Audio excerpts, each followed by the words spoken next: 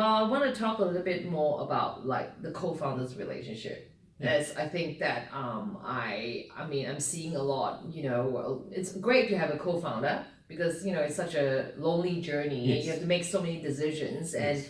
and sometimes it's just good to have somebody to bounce the ideas off, to make sure that you're not having a blinkers on, in some ways. It really increase the level of quality of ideas that you have. Yes. But at the same time, as all co-founders have, there's always a dynamic and a relationship where over time there might be disagreement and conflict. And then maybe some years down the road, you have different priorities or values, that created a lot of stress because you can't move forward without the other as well. In some way, you're tied to the hips. So would you say that you were lucky that you naturally stumbled on a natural fit with each other? I mean, in some ways we were lucky, but on the other hand, Daryl and I had already known each other for 10 years when we started the business. Right. And we came from similar backgrounds. We had very, very similar values. Right.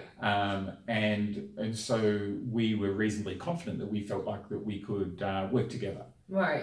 And while we have similar backgrounds, similar cultures, we have very different personalities. Okay. And that means that you're complementary to each other to a certain extent. And so, Daryl's on very much a big picture person. What's the next thing we're going to be doing? Whereas I'm much more into the detail and making things happen. And so you get that balance. Right. But yes, over a period of time, there is obviously conflict. But I think having respect for your business partner and being willing to give in now and then is an important part of ensuring that the relationship continues. And it's not all about winning and being the dominant partner. It's about ensuring that the relationship continues, because it is valuable having that relationship and those co-founders.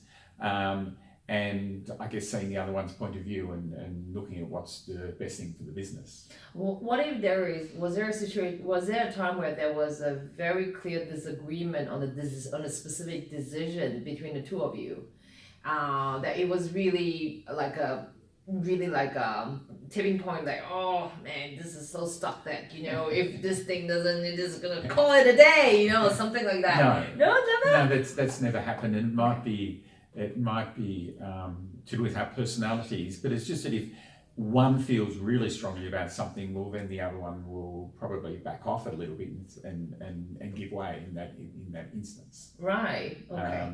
But otherwise, we talk things through, and not just with us, but with other people as well. Okay. And you come to a consensus. Right. Okay. So you have always been able to work through Yes. any kind of disagreement. Yes. That's good. Is there any sort of advice that you would give, for this co-founders relationship?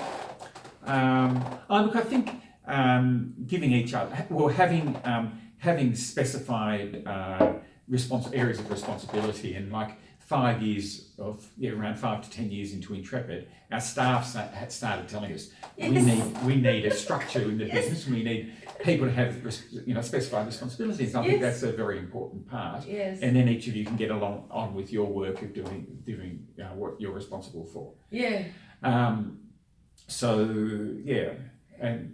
Yeah, I think one of the things that we find is that when there's two co-founders, there is the whole thing we call playing mommy against daddy kind of situation with the staff. In the sense that mommy says, daddy says, who actually make the decision, because they're both co-founders. Yes, that's right. Yes. And that's where you have to be clear. And that's where you've got to be clear. And we have not so much taken turns, but we've had periods where one of us has been the managing director or CEO of the company and the other one hasn't. Yeah. But then again, you might not think that way, but your employee has a natural view that thinks that, well, you're both owners, so in some way, even if you're not that playing the role, but if the other person says something, it has authority, and that's where this whole thing that you have to make it clear.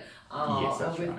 And when you discuss things, anything that you say, anything you communicate that's come out of your mouth, people think it's an instruction, even though it might not be your role and your responsibility. That's right. Yeah. And that's where a lot of co-founders don't realize, and that's why things have to be properly structured, communicated, responsibility, and have clarity. I think when they are going through, the second stage, I think, shifting from just beginning and the family. Yes, it is much more that second stage, and as the company develops and gets bigger and people know you less personally to know that you're just saying something rather than Yes. being an instruction. Yes, That's right. yes. Yeah. Okay.